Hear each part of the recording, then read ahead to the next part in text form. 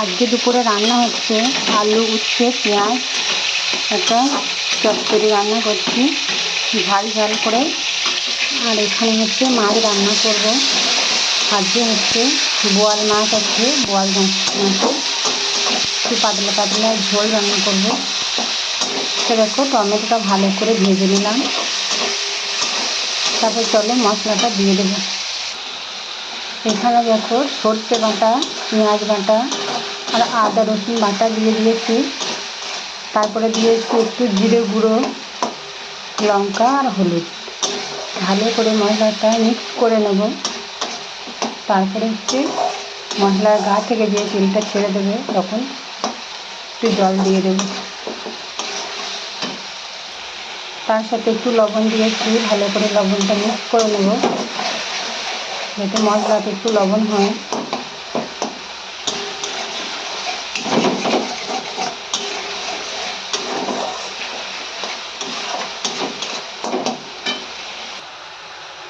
আর এখানে আছে মাছ। মাছগুলো যখন ভাজছিলাম প্রচুর ফুটছিল মাছগুলো। এটা হচ্ছে ফলুই মাছ আর বোয়াল মাছ দেখাই দাঁড়া। এটা হচ্ছে বোয়াল মাছ। তা কার কার খেতে ভালো লাগে বোয়াল মাছ অবশ্যই কমেন্ট করে জানিও। অনেকদিন পর বোয়াল মাছ নিয়ে এসেছে বাড়িতে, তাই রান্না করছি। এখানে হচ্ছে ফলুই মাছ। তো চলো মশলাটা হয়ে গেছে, এবার জল ঢেলে দেবো।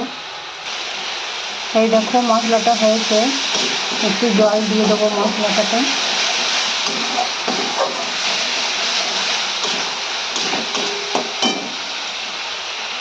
আর এইদিকে দেখো চচ্চড়িটা ভালো করে ভাজা ভাজা হয়ে গেছে। এখানে একটু মশলা দেবো, দিয়ে জল দিয়ে দেবো।